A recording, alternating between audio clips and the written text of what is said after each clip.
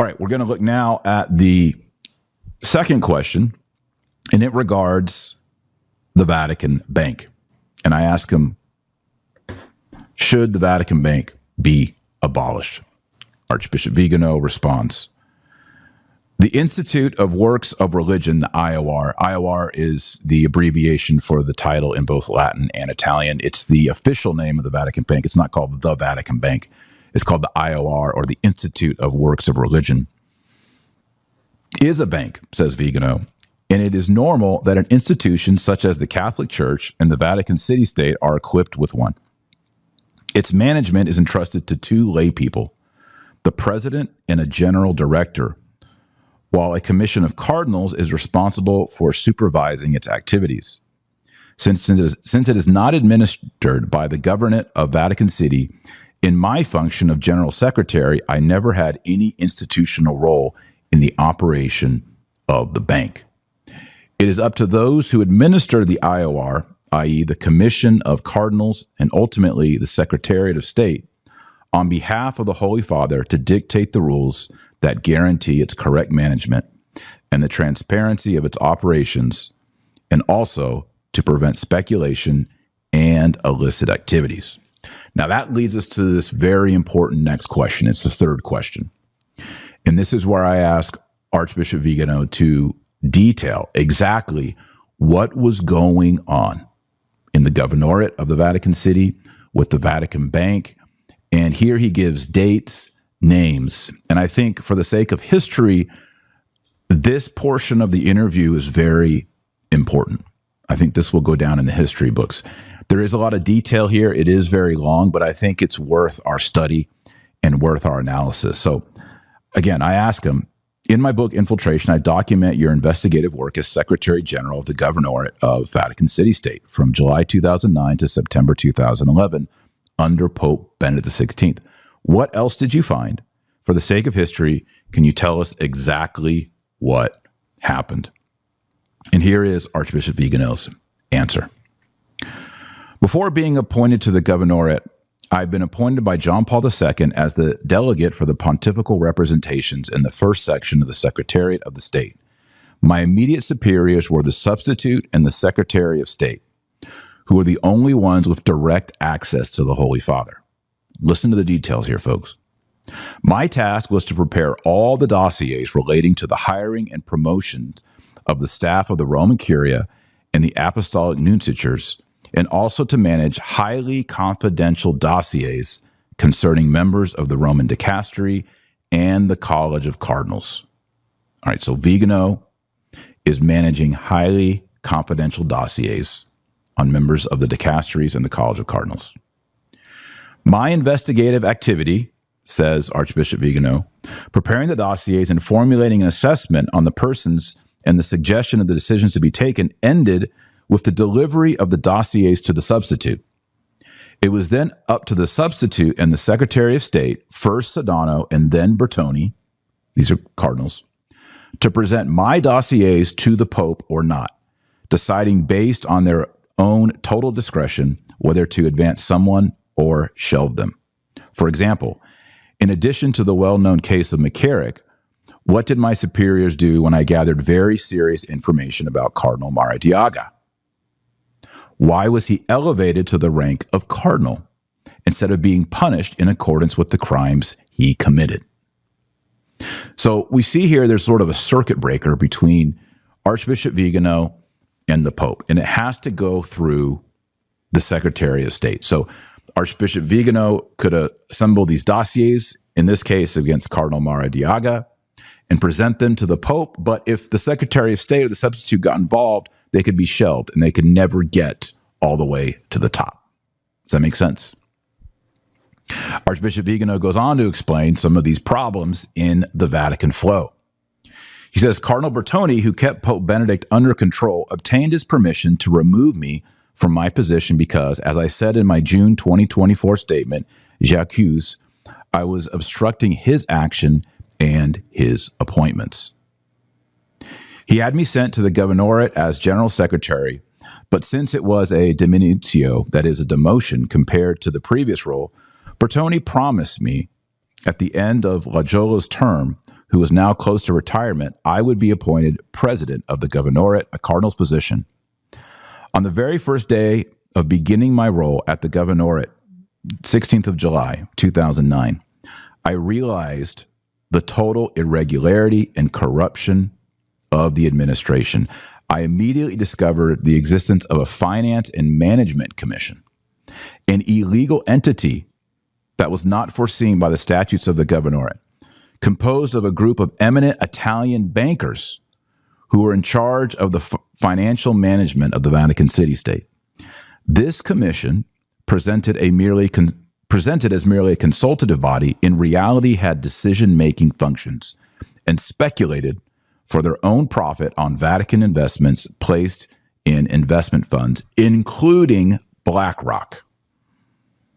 It seems that BlackRock has their finger in every pie, including this pie, according to Archbishop Vigano. So continuing along, he says, including BlackRock, with which they had signed management contracts whose costs were higher than the interest paid to the Vatican governorate. Vigano says, I therefore immediately set to work, and within a few months, the deficit of over $10 million that existed in the 2009 fiscal year changed to a surplus of $44 million, putting an end to the illicit affairs of both prelates and lay people.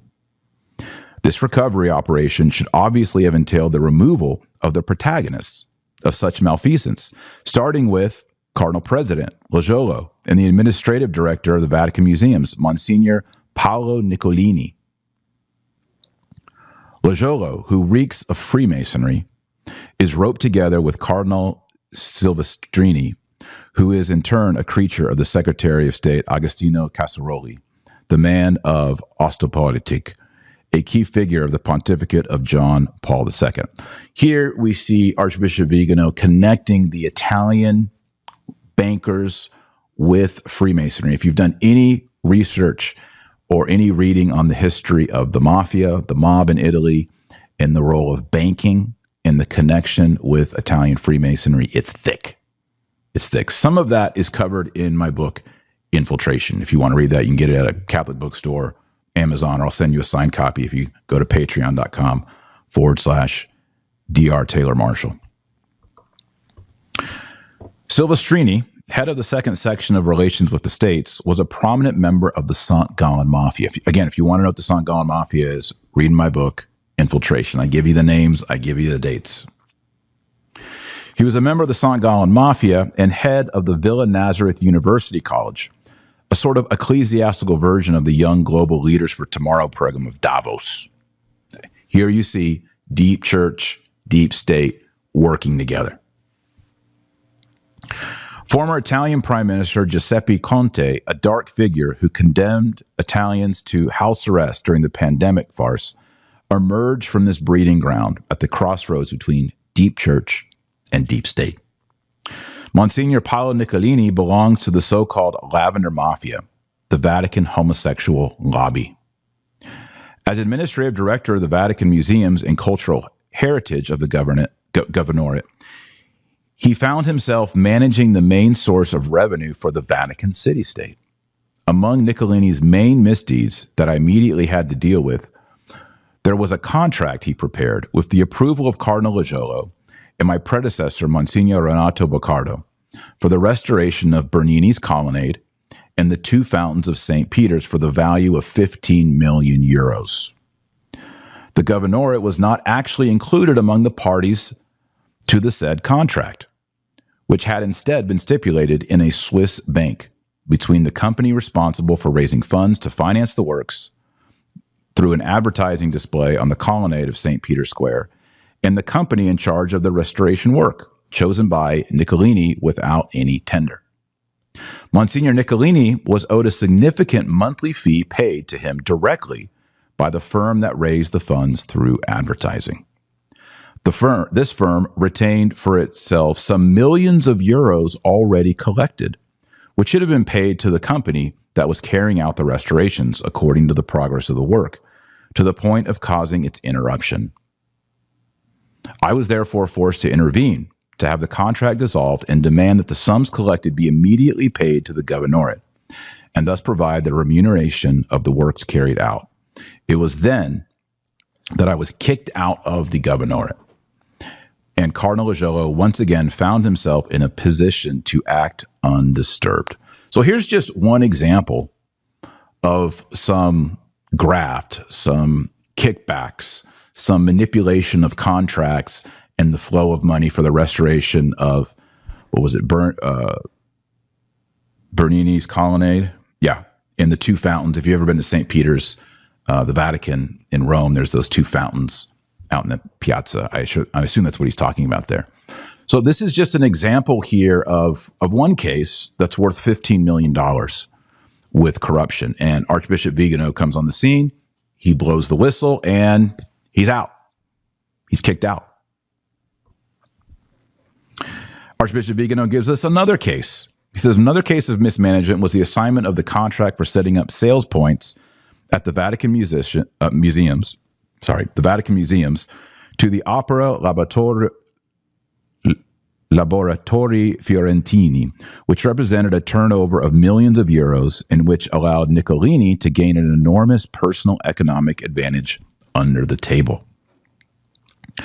Vigano says, my removal from the governorate occurred after defamatory press campaign organized by Monsignor Niccolini and the young, powerful Marco Simeon, a well-known homosexual Freemason, former secretary of the Minister for Urban Cultural Heritage and secretary of the president of Mediobanca, an intimate friend of the Secretary of State Bertoni and his protege, to whom he later owed his promotion to the Italian state television, RAI, where he was in charge of relations with the Vatican.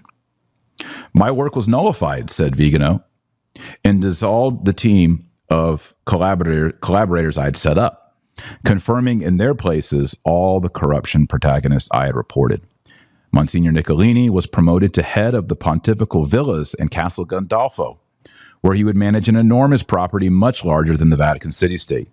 He obtained from Bergoglio the immediate expulsion with brutal and vindictive methods of Eugenio Hosler, a man of integrity and my close collaborator, son of the major of the Swiss Guard, who saw his reputation, his personal career, his good name, and indeed his very existence destroyed.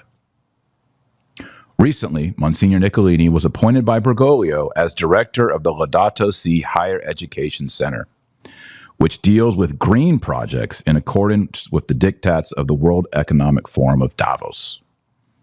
The latest of them, advertised a few weeks ago, consisted of an agrivoltaic plant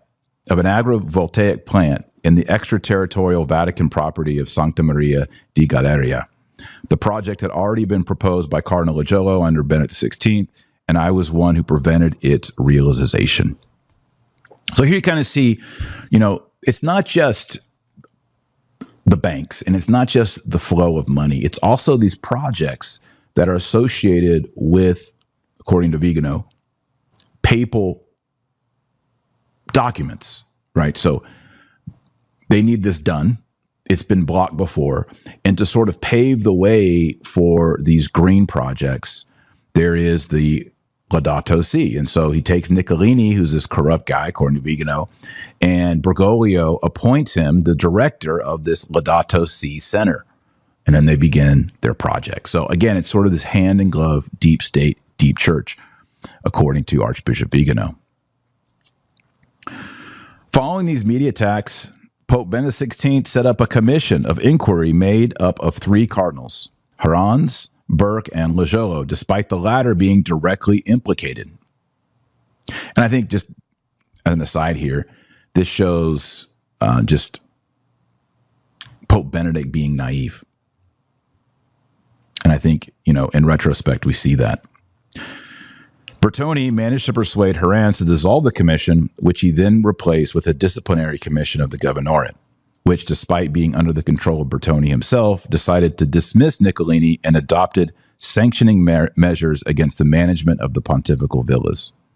The measures adopted by this disciplinary commission were, however, nullified by Bertoni and Lagiolo. So again, someone gets in trouble, someone above covers for them and clears for them. While Pope Benedict had twice expressed to me his desire to appoint me as president of the Prefecture of Economic Affairs of the Holy See in place of Cardinal Velasio de Paolis, a position he told me in which I could best serve the Holy See, Bertone obtained my being sent to Washington, D.C., away from the Roman Curia and those I had disturbed in my fight against corruption. So here is where the story of Archbishop Vigano becomes even more interesting. He's uncovered these scandals in the Vatican. They need to get him out. Bertone wants him out. So they give him, it's not really a promotion, but they say, okay, you're going to be the ambassador to the United States of America, apostolic nuncio. That way you're out of all of these economic details. We can kind of run free, do what we want to do side deals, do kickbacks, and we're going to send you over to D.C., and you won't be with us anymore. And of course, Archbishop Vigano is now going to expose the greatest controversy in American Catholic history, and that is the sexual perversion and molestation of the leading cardinal in America, the Cardinal of Washington, D.C., McCarrick. But in the meantime, there was the controversy of the butler, the Pope's butler, who was leaking correspondence to the press. Let's take a look at that. Archbishop Vigano. He says, the butler, Paolo Gabrielli, and I've done podcasts on this. You can go back on the Dr. Taylor Marshall podcast and watch whole podcasts of me documenting exactly what happened here. He says he's an honest and naive but well-intentioned man. On his own initiative, handed over to the press my letters, Vigano's letters, addressed to Pope Benedict and Bertone, in which I denounced the vast corruption in the governorate. With this gesture, Gabrielli hoped to be able to help Benedict by bringing to light the network of complicity in the Vatican, the role of excessive power of Bertone and Loggiolo, and the machinations against the Pope. The role of Monsignor Genswein was also decisive. He competed with Bertone for control over Benedict in the government of the Church. In 2012, after the leak of these documents, Vatilinks I, the Pope established a new commission of cardinals composed of Herranz, Tomko, and De Giorgi. Despite the fact that I was at the center of those events, this new body tried to ignore me for at least 2 months, and it was only following my explicit telephone request to Cardinal Herranz while I was in Washington that I was listened to so that I could give my testimony. Your Eminence, don't you think I also have something to say in this matter? The Cardinal's upset response was, if you really want to. My written memorandum, says Vigano, in addition to the report of the interrogation, was inserted in the famous white box that the Emeritus delivered to Bergoglio in April 2013 when he went to visit him in Casal Gandolfo, instructing his successor, Bergoglio Francis, to intervene and remedy the rampant corruption in the Vatican. And here is the picture of the white box documented. All right, this contains important documents, and it contains Vigano's memorandum right there. Gets interesting because here is where Vigano meets with Bergoglio on the 23rd of June, 2013. So Bergoglio is in the Vatican, right? He's been elected. He's Pope Francis. Vigano meets with him. He says, on the 23rd June 2013, when I met Bergoglio, after he asked me about McCarrick and the Jesuits in the United States in order to feel out my position, he asked me to give him the dossier that I had given to the 3 cardinals appointed by Benedict to investigate.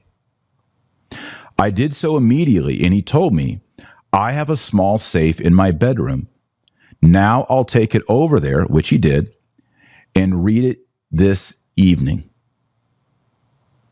Vigano goes on to explain, it is obvious that Bergoglio was only interested in knowing who the corrupt people were in order to be able to use, control, and blackmail them. Niccolini was among his proteges, a man who, as we have seen, he not only kept in his place, but promoted to higher positions, eliminating anyone who would oppose him, starting with Eugenio Hosler. I've often wondered, Vigano says, what happened to that white box and why the two cardinals, still alive, Herranz and De Giorgi, continue to remain silent in the face of the cover-up of what emerged from their investigation. So Vigano says there is a cover-up, there is a scandal, it is written down, it is in that white box, and why is it that the two cardinals who helped prepare it have remained quiet for all these years? Well, now we know why. If you come out and are critical of the Vatican or are critical of Francis, you get the Bishop Strickland treatment. You're removed from your see. Or in the case of Vigano, they issue and say, you've received a late sententia excommunication. Bye-bye.